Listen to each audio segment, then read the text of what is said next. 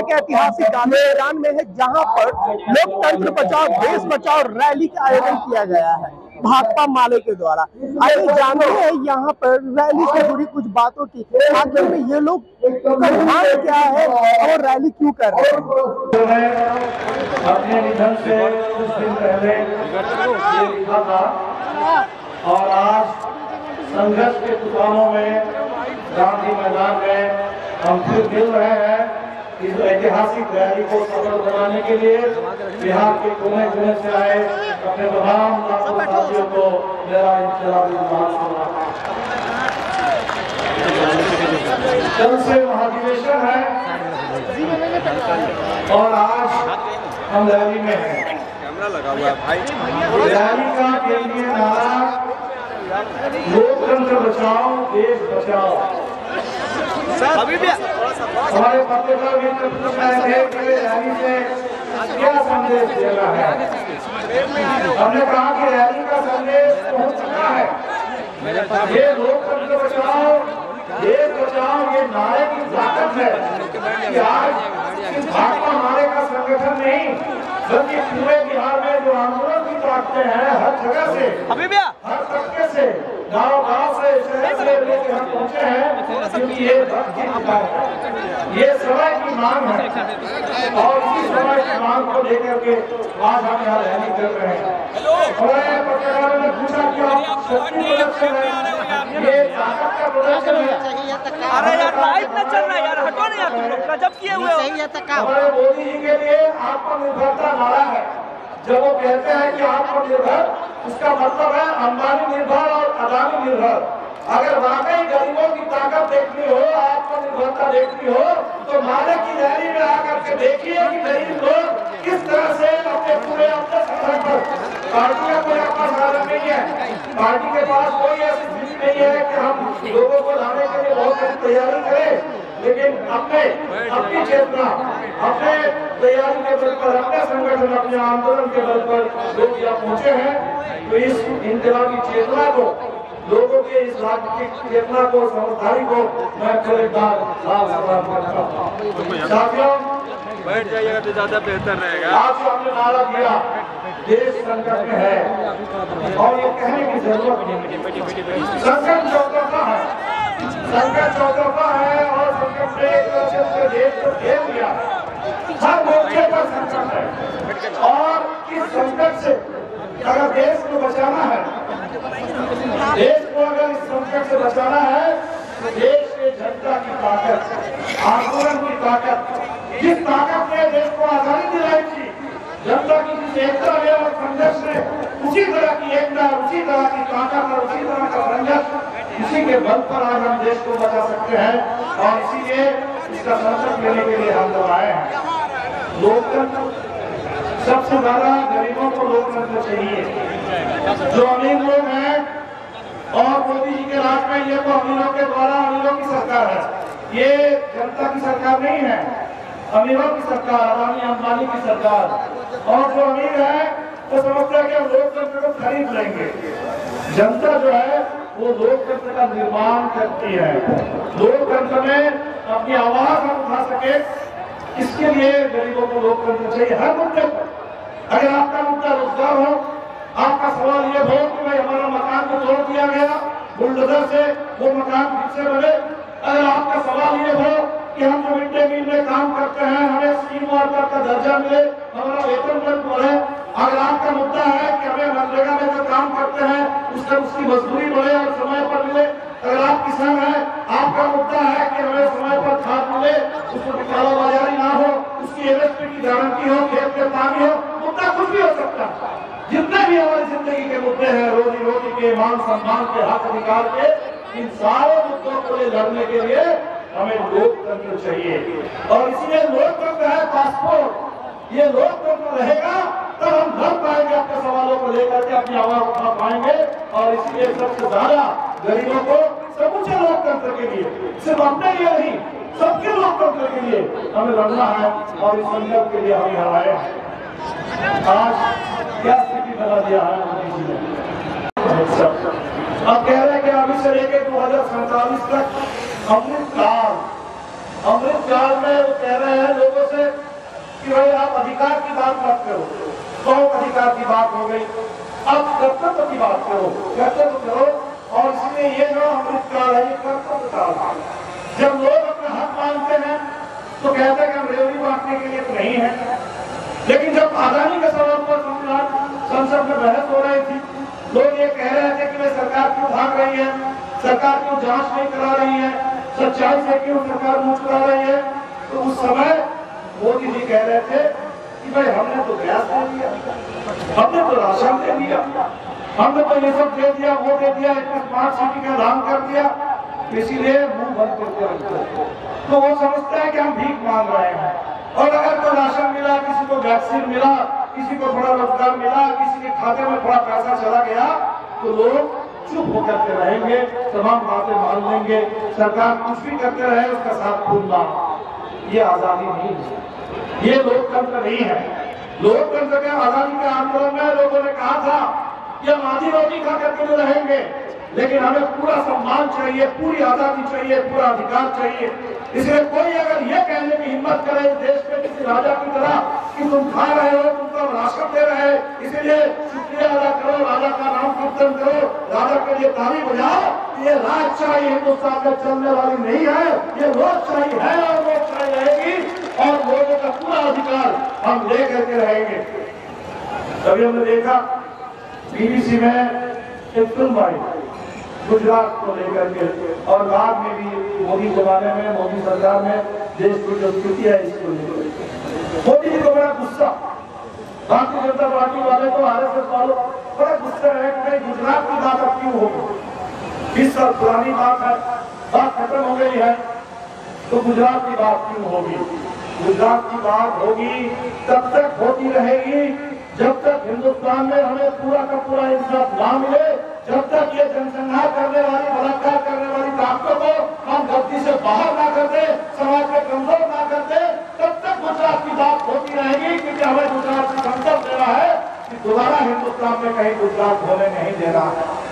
और आज ये ऐलान कर रहे हैं मंचों से, धर्म के नाम पर संसद बुलाते हैं और धर्म संसद बुला करके वहां आकर के ऐलान करते हैं कि जनसंहार कर दो।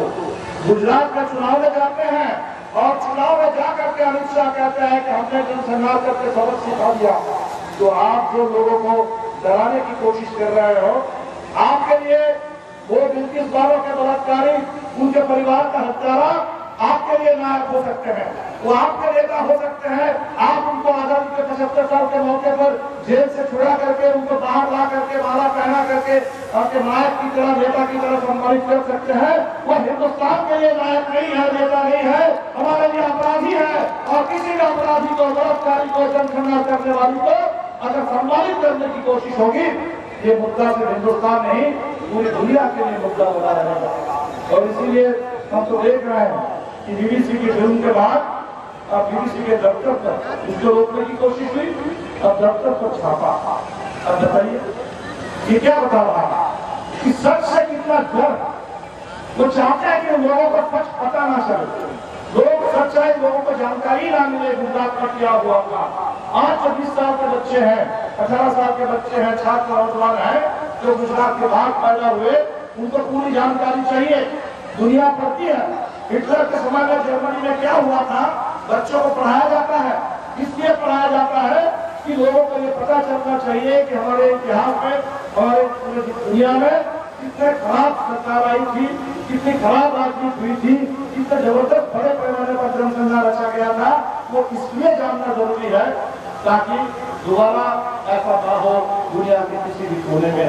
और इसीलिए आज ये जो सच को दबाने, अगर सच कहने पर जेल चले जाओ, तो ये जो सच से डर है और हर चीज के जवाब में उनके पास क्या है, नफरत। हम देख रहे हैं कि गुजरात में चुनाव हो रहा था और भारतीय जनता पार्टी के एक नेता, एक कोई फिल्मी सितारा प्रचार कर रहे थे। क्या बोल रहे थे? कह रहे थे कि गुजरात के लोग महंगाई बर्दाश्त कर रहे हैं, गैस की कीमत बढ़ी है, तो गैस की कीमत ये कोई मुद्दा नहीं है। मुद्दा क्या है? क्या आपके घर के बगल में उसी गैस से कोई बंगाली मछली बना है? क्या आपको ये मंजूर है? अब बताइए। मुद्दा है महंगाई, मुद्दा है गैस। और वो कह रहे हैं कि कोई बंगाली आपके घर के बगल में मछली पकाए, क्या आपको ये बर्दाश्त है? बाद में उन्होंने कहा कि बंगाली से मेरा मतलब बांग्लादेशी और रोहिंग्या। अब जरा सोच लीजिए, तो महंगाई उनके लिए मुद्दा नहीं है। वो कह रहे हैं कि महंगाई तो है, महंगाई चलती रहेगी, बेरोजगारी है, चलती रहेगी। मुद्दा क्या है? नफरत। मुद्दा है नफरत, ताकि लोगों को बांटो, लोगों को बांटो, धर्म के आधार पर, भाषा के आधार पर लोगों को बांटो और बांट करके राज करो। ये बांटो, फूट डालो और राज करो, ये किसकी पॉलिसी थी? ये अंग्रेजों की नीति थी। अंग्रेज राज करते थे इसी तरह हिंदुस्तान को बांट करके, हिंदू और मुस्लिम ने बांट करके, और जब देश छोड़ के गए तो देश को बांट करके चले गए। तो ये बांटो राज करो, नफरत फैलाओ और राज करो, ये लाठी गोली चलाओ और राज करो, जनसंहार करो और राज करो, ये अंग्रेजों का राज करने का तरीका था। और आज उसी रास्ते पर हमारे देश में भारतीय जनता पार्टी की सरकार चल रही है। हमें याद आता है भगत सिंह ने बहुत जबरदस्त बात कही थी आजादी के आंदोलन के दौर में। उन्होंने कहा कि आजादी का मतलब ये नहीं है कि गोरे अंग्रेज चले जाएंगे और उनकी जगह पर कोई भूरे अंग्रेज आ जाएगा। आज ये बात बिल्कुल समझ में आती है कि गोरे अंग्रेजों की जगह पर ये जो अदानी अंबानी वाले जो भूरे अंग्रेज जो आए हैं, ये जो आरएसएस वाले भूरे अंग्रेज आए हैं, जो अंग्रेज के तर्ज पर राज करना चाहते हैं, लोकशाही को दबा करके, जो किसी भी सवाल पर सच बोलने पर यूएपीए लगा करके, सीडिशन कानून लगा करके, झूठे मुकदमे में फंसा करके लोगों को जेल में डाल देते हैं। जहां उनके जेल में फादर स्टैन स्वामी जैसे हमारे जो अभी द्रौपदी मुर्मू जी को मैं सुन रहा था, संविधान दिवस पर देश की राष्ट्रपति है, देश की राष्ट्रपति बोल रही थी, बहुत बड़ा लिखित भाषण था। लिखित भाषण पढ़ने के बाद उन्होंने अपने से बोलना शुरू किया, और जब उन्होंने अपने से बोलना शुरू किया, मैंने सुना उन्होंने क्या कहा है। वो कह रहे थे कि भाई हम जब ओडिशा में एक एमएलए थे और फिर हम झारखंड में गवर्नर थे, हम जेलों का दौरा किए, और जेलों में जब गए तो हमने देखा कि वर्षों वर्षों से आदिवासी जेल में वहां पड़े हुए, उनको छुड़ाने वाला कोई नहीं है, वो उनका केस कोई नहीं देख रहा है। वर्षों से भारत के आदिवासी जेलों में प्रताड़ित हो रहे हैं। ये बहुत बड़ा सवाल है, इस पर कुछ किया जाना चाहिए। हम क्या कह रहे हैं? हम कह रहे हैं कि हमारे जो पूरे देश के राजनीतिक बंदी जो जेलों में बंद है, इनकी जेल से अविलंब रिहाई होनी चाहिए। तो राष्ट्रपति पूरी तक की बात कहती है, लेकिन जब आप आंदोलन करेंगे, बोलेंगे, तो आपको फिर जेल में डाला जाएगा। और जेल में कभी फादर स्टैन स्वामी और बिहार की बात करें तो हमारे कॉमरेड शाहजहां जैसे गांधियों का किसी जेल के अंदर रह करके आजीवन कारावास झेलते हुए इधर हो जाता है। साथियों, आज हम इसी को झेल रहे हैं। जो हम कह रहे हैं कि देश में फांसीवाद आ गया है, जो हम कह रहे हैं कि देश हिटलरशाही के रास्ते पर चल रहा है, ये बात क्या है? इसमें एक तरफ हम देखेंगे कि अमीरों का राज है, अमीरों का राज है।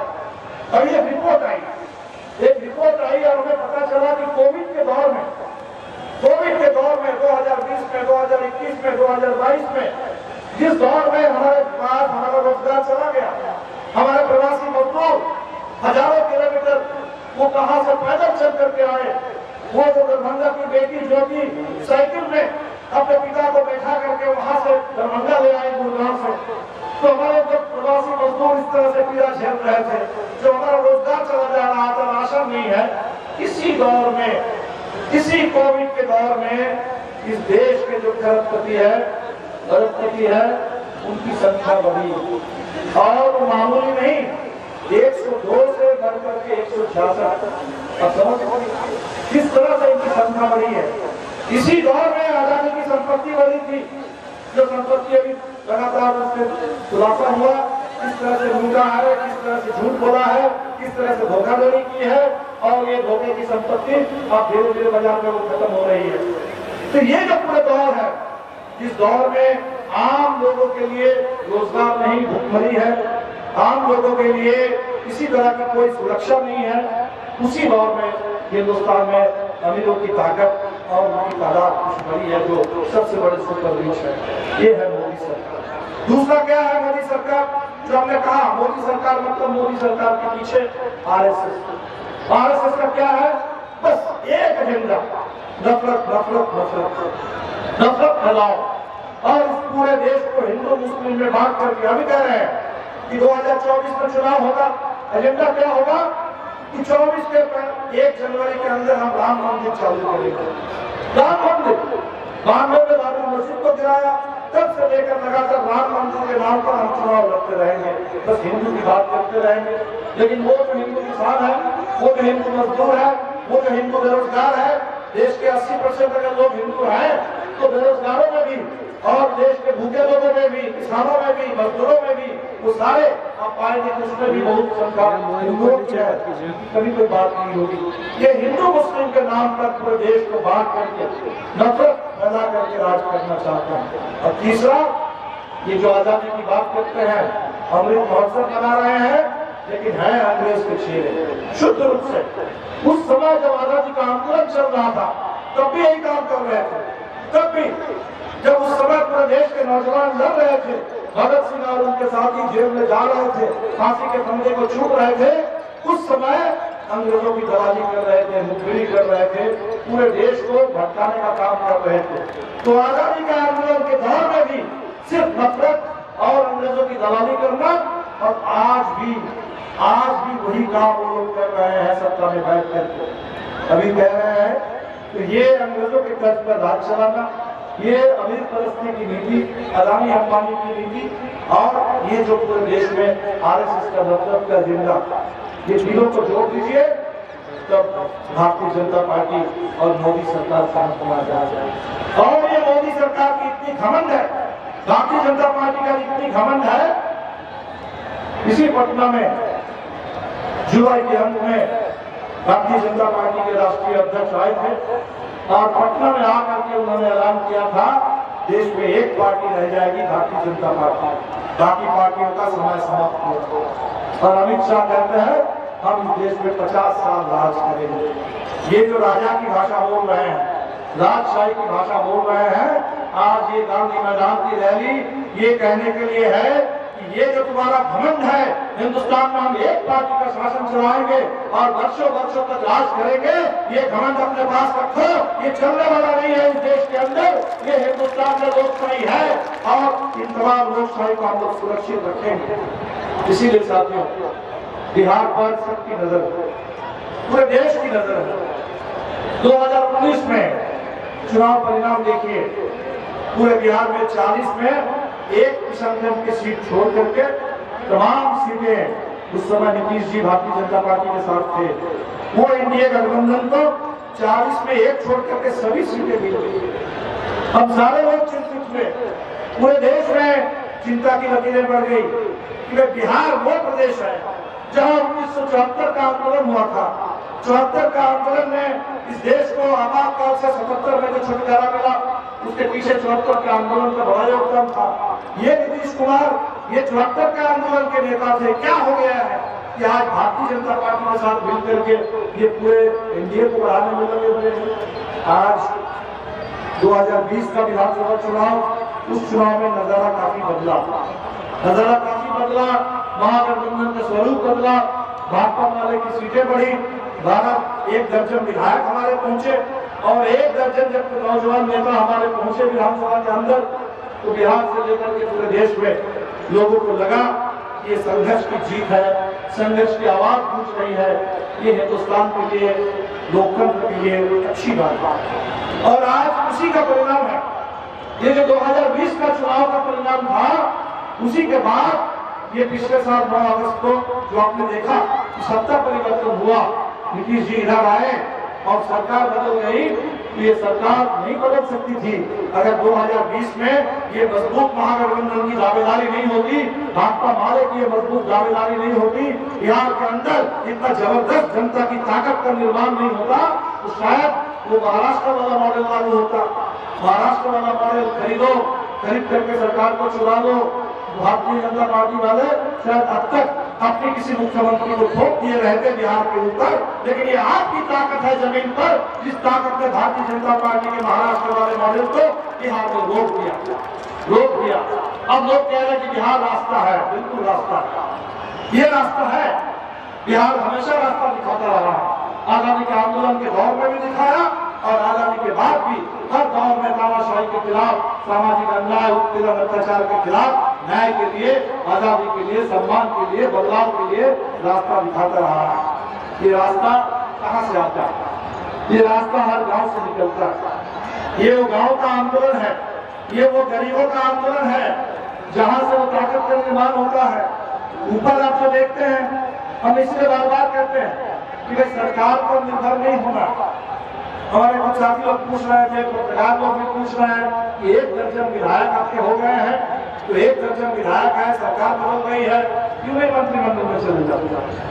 मंत्रिमंडल में जाइए, कोई एक मंत्री पद ले लीजिए और उसी काम को करिए। हमने कहा कि नहीं, अभी फिलहाल हमारे लिए वो बड़ा काम नहीं है। हमारे लिए बड़ा काम क्या है? इधर आप आए हैं, हम देख रहे हैं तरह तरह के नारे लगे हुए हैं। हमारे साथी यहाँ बैठे हुए हैं, बेरोजगार साथी है, उसके लिए लड़ रहे हैं, रोजगार के लिए। छात्र लड़ रहे हैं कि हमारी परीक्षा में क्वेश्चन पेपर लीक हो जाता है। वो कह रहे हैं कि भाई हमारा परीक्षा लेट से चल रही है, नियुक्तियां लेट में है, उसमें भ्रांति हो रही है। ये जो बक्सर के किसान चल रहे थे कि मुआवजे की मांग, मुआवजा ठीक से नहीं मिला, और बक्सर के किसान जब बोले कि मुआवजा ठीक से नहीं मिला तो रात के अंधेरे में घुस करके पुलिस पे लाठी चलाई। ये जो बुलडोजर चल रहा है, ये सब जो चल रहा है, इसके खिलाफ लड़ना होगा। ये लड़ाई अगर कभी भी कमजोर होगी, सरकार के भरोसे रह जाएंगे, सरकार पर भरोसा कर लेना, प्रशासन पर भरोसा कर लेना, इसका मतलब अपनी पहल खो देना और अपनी आजादी को छोड़ देना। और इसीलिए भाकपा मारे का मतलब है कि सरकार चाहे किसी की भी बने, अच्छा काम हो तो हम निश्चित तौर पर मदद करेंगे, लेकिन सरकार के भरोसे बिल्कुल नहीं रहना है।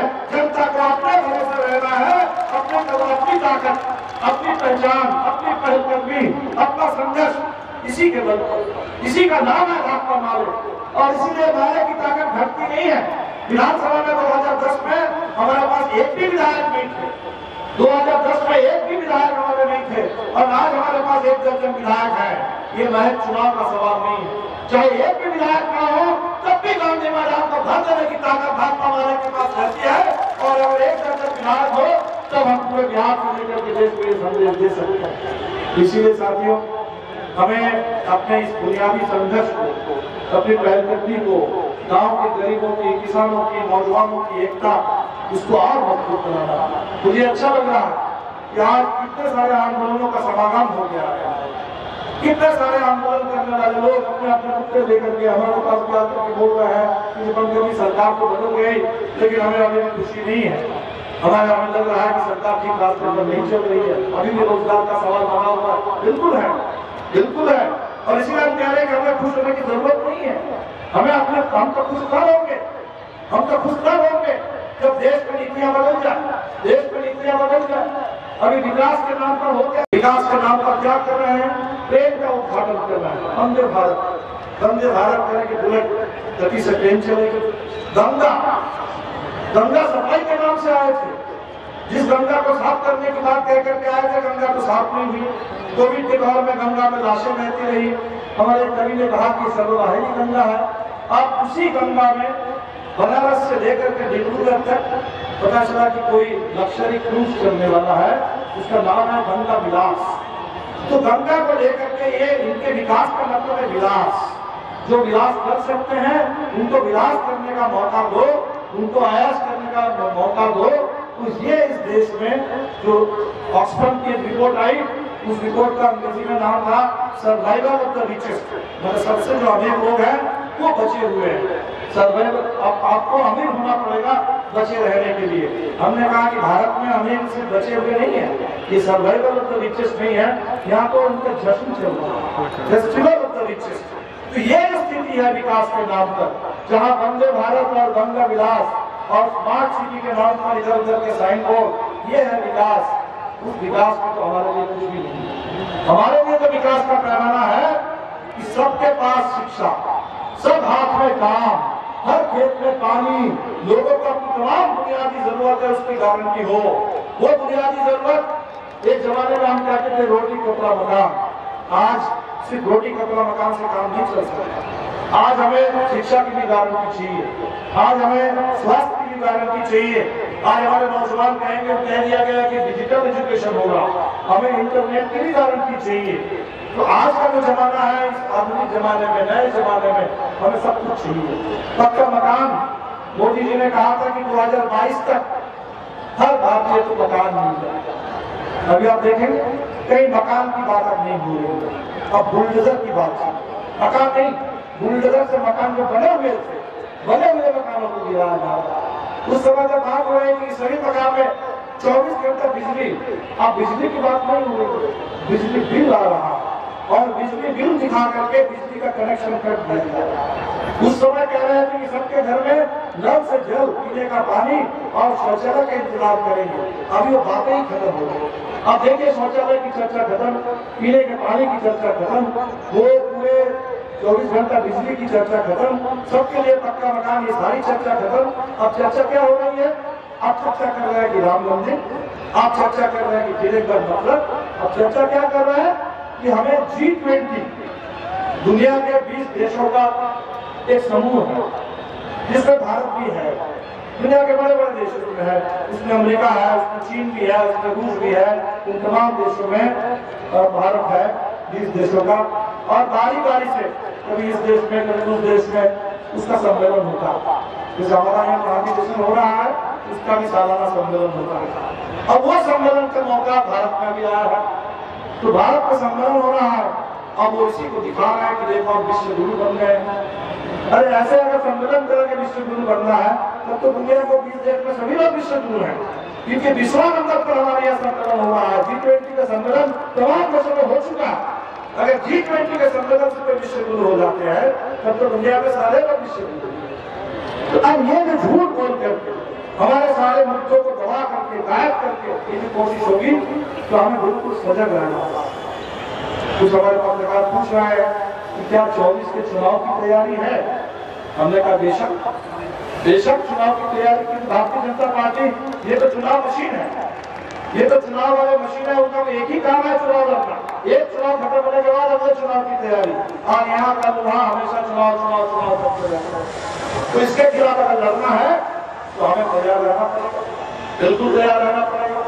अगर 1 दर्जन सीटें मिली है विधानसभा में, 7 सीट पर हम हार गए, तो हमें और तैयारी तेज करनी होगी ताकि आने वाला चुनाव में इससे भी बेहतर हम प्रदर्शन कर सके। और ये सब लोग ध्यान में आप कह रहे हैं कि माले की ताकत बढ़ती है तो महागठबंधन की ताकत बढ़ती है। ये माले का स्कोरिंग रेट था, 19 सीट पर लड़ करके 12 सीट हम लोग जीते, तो तब लोग कहने लगे भाई आप लोगों को कुछ और सीट मिलती लड़ने के लिए, तो तेजस्वी जी मुख्यमंत्री बन गए रहे थे, सरकार बन नहीं रही थी। तो ये है माले की ताकत, इसलिए हम तैयारी जरूर करेंगे और इसी से महागठबंधन को और ताकत मिलेगी। तो हम कोशिश करेंगे कि महागठबंधन बिहार में और मजबूत हो, पूरे देश में मजबूत हो, व्यापक विपक्षी एकता हो। तो माले की अपनी मजबूती, अपना संगठन आंदोलन इसकी और ज्यादा गति, और इसके साथ साथ व्यापक विपक्षी एकता का निर्माण आज इसकी जरूरत है। और इसी विपक्षी एकता के बल पर पूरे देश में अब देख रहे हैं कि बिहार में महागठबंधन का विस्तार हुआ। भारतीय जनता पार्टी थोड़ा अलग थलग है, कोशिश है कि महागठबंधन में तोड़फोड़ कर दिया जाए, किसी एकाध नेता को इधर उधर कर दिया जाए, कुछ नए लोगों को लेकर के फिर से कुछ कर दिया जाए। ये खुराफत करने वाले लोग हैं, ये हमेशा कोशिश करते रहेंगे, खरीद फरोख्त की कोशिश करेंगे। लेकिन ये जो महागठबंधन बना, उम्मीदों का लोग चाहते हैं कि इतनी बड़ी ताकत है, इस ताकत से हम भाजपा को अलगाव में डाल सकते हैं। ये रास्ता प्रदेश में अपनाने की जरूरत है। और इसीलिए इस बार जो पार्टी का महाधिवेशन है, हमने सोचा कि महाधिवेशन में हम अपने संगठन की बात को जरूर करेंगे, इसकी पूरी समीक्षा करेंगे, और इसके साथ साथ जो आज देश को चाहिए व्यापक विपक्षी एकता, आज जो देश को चाहिए मजबूत वामपंथी एकता, हम इसकी भी बात करेंगे, इस दिशा में तैयारी करेंगे। और इसीलिए हमें इस बात की खुशी है, आप देख रहे हैं इस बार जो हमारा महाधिवेशन हुआ है, इस महाधिवेशन में मंच पर आपने देखा मार्क्सवादी समन्वय समिति जो पूरे झारखंड का एक मजबूत संगठन है, कॉमरेड ए.के. राय ने, कॉमरेड आनंद महतो ने इसका निर्माण किया था 50 साल पहले। आज कॉमरेड ए.के. राय हमारे बीच में नहीं है, कॉमरेड आनंद महतो हमारे बीच में है, और भी साथी हैं। तो इन साथी लोग आए हैं हमारे महाधिवेशन में, एक एकता मजबूत हो रही है। तो वामपंथ की एकता मजबूत हो, वामपंथ की दावेदारी मजबूत हो, आंदोलन मजदूरों का, किसानों का, नौजवानों का, नागरिकों का, महिलाओं का सारा आंदोलन और तेज हो। तो इसीलिए कल हम जो सम्मेलन का उद्घाटन सत्र रखे हैं उसमें तमाम पार्टियों को हमने इन्वाइट किया है। CPI, CPM, RSP, forward block से लेकर हमारे मंच पर है मार्क्सिस्ट के साथी, हमारे मंच पर है लाल निशान पार्टी महाराष्ट्र के, उनके साथी हमारे बीच में आएंगे। पासवान जी जो पंजाब से लेकर केरल तक एक अलग पार्टी बना रहे हैं। तो वामपंथी एकता फिर हम कोशिश कर रहे हैं कि पूरी दुनिया में इस समय जो हम दुनिया भर में लड़ रहे हैं, हम परेशान हैं, पूंजीवाद का संकट, ये कोविड का संकट, ये जलवायु का संकट दुनिया को परेशान करते हैं। कहीं कोई ठिकाना नहीं है, लोगों के पास भी किसी तरह की कोई सुरक्षा नहीं है, किसी तरह की कोई निश्चयता नहीं है। पूरी दुनिया में लोग संघर्ष कर रहे हैं इसके लिए और वो दुनिया भर में संघर्ष चल रहे हैं लोकतंत्र के लिए, अपने अधिकार के लिए कि दुनिया बनी रहे और इस दुनिया जीने लायक रह जाए, हवा मिले, पानी मिले पीने का। ये सारा कोयला के नाम पर जो कर रहे हैं, लूट कर रहे हैं और कॉर्पोरेट रूप से दुनिया को, प्रकृति को नष्ट कर दे रहे हैं, तो प्रकृति बची रहे, इसके लिए बड़ी लड़ाई है। हमारी कोशिश है कि हमारे महाधिवेशन में भी इन तमाम विषयों पर चर्चा हो, दोषी वर्ग से लेकर के दुनिया के पैमाने पर जो प्रकृति की रक्षा के लिए हम लड़ रहे हैं, लूट के खिलाफ और बर्बादी के खिलाफ, तबाही के खिलाफ, ये हम बात करेंगे। 17 तारीख इस पर हमारे बहुत सारे साथी कई देशों से आए हैं, हमारे बीच में बांग्लादेश से आए साथी हैं, नेपाल के साथी पहुंचे हैं, श्रीलंका के साथी उनको वीजा नहीं मिला, पाकिस्तान के साथियों को वीजा नहीं मिला, ऑस्ट्रेलिया के साथी आए हैं, वेनेजुएला से आ रहे हैं, कई देशों से लोग आ रहे हैं। ये सब होगा और 18 तारीख जो लोकतंत्र बचाओ कन्वेंशन है उसमें हमने और सारे नेताओं को, नीतीश जी भी आएंगे, ओवैसी जी आएंगे, उसमें जितेंद्र मांझी जी को भी आना है, सलमान खुर्शीद साहब को भी आना है, हेमंत सोरेन जी को भी आना है, तमिलनाडु के नेता को भी आना है। हम कोशिश करेंगे कि महाधिवेशन से एक मजबूत वामपंथी एकता, मजबूत विपक्षी एकता, एक बड़ी एकता और बड़ी एकता के साथ एक संघर्ष इसकी पूरी वार्ता पूरे देश में जाए, इस जाए। तो साथियों ये तैयारी 2023 क्योंकि 24 की लड़ाई सामने है, इसलिए बहुत ज्यादा समय बिल्कुल नहीं है, तो तैयारी तेज करनी है और तैयारी सब लोग अपने अपने ढंग से कर रहे हैं, कोई दिक्कत नहीं है, कोई दिक्कत नहीं है। अभी कांग्रेस के साथियों ने भारत जोड़ो यात्रा निकाली राहुल गांधी के नेतृत्व में कन्याकुमारी से कश्मीर, और हमने देखा कि वहां जाकर के उसका समापन हुआ कश्मीर में। तो अच्छी बात, अगर कांग्रेस मजबूत होती है, कांग्रेस में एक ऊर्जा का संचार होता है, तो पूरे देश में विपक्षी एकता के लिए ये बहुत शुभ संकेत है। और इसीलिए जैसे कांग्रेस ने किया आज यहाँ हम कर रहे हैं, हम लोग कर रहे हैं। माले अगर मजबूत होती है, माले की ताकत बढ़ती है, सिर्फ बिहार में नहीं, झारखंड में नहीं, पूरे देश भर में, पूरे देश भर से 2000 साथी हमारे बीच में प्रतिनिधि इस बार आए हैं और माले के इतिहास का सबसे बड़ा महाधिवेशन हर जगह से आए हैं। जम्मू कश्मीर से साथी पहुंचे हैं, अब एक साथी आए अंडमान से आए हैं, जम्मू कश्मीर से लेके, अंडमान से लेके, गुजरात से लेके, महाराष्ट्र से लेकर के दक्षिण के तमाम राज्यों से। त्रिपुरा में चुनाव चल रहा है, फिर भी 2 साथी आ गए हैं महाधिवेशन में। तो चुनाव में है, लेकिन जहाँ साथी चुनाव नहीं लड़ रहे हैं वहाँ के साथी यहाँ महाधिवेशन जाना चाहते हैं। तो देश भर से साथी आए हैं। तो इस महाधिवेशन ये पार्टी को अगर इससे मजबूती मिलती है तो पूरे विपक्ष की अच्छी बात है। अभी पूर्णिया में एक रैली होने वाली है 25 तारीख, जरूर 25 तारीख को आपके साथियों से कहेंगे, पूरे सीमांचल के साथियों से कहेंगे कि पूर्णिया की रैली में आप बड़ी तादाद में उसमें शिरकत करें और बिल्कुल वो महागठबंधन की ताकत को मजबूत करें, क्योंकि सीमांचल में बहुत जबरदस्त साजिश है भारतीय जनता पार्टी वालों की, बहुत गहरी साजिश है। पूरा करके फुटपटांग बोलते रहते हैं, उनकी कोशिश है कि सीमांचल में हमें यूनियन टेरिटरी बनाना, उनकी कोशिश है बंगाल में, उत्तरी बंगाल में हम यूनियन टेरिटरी बनाना, क्योंकि आजकल ये राज्यों में जहाँ उनकी सरकार नहीं है खासतौर पर, वो चाहते हैं कि गवर्नर के जरिए हम राज करें। गवर्नर को बना दिया है, पार्टी नेताओं को गवर्नर बनाते हैं और गवर्नर का इस्तेमाल करते हैं पार्टी नेताओं का।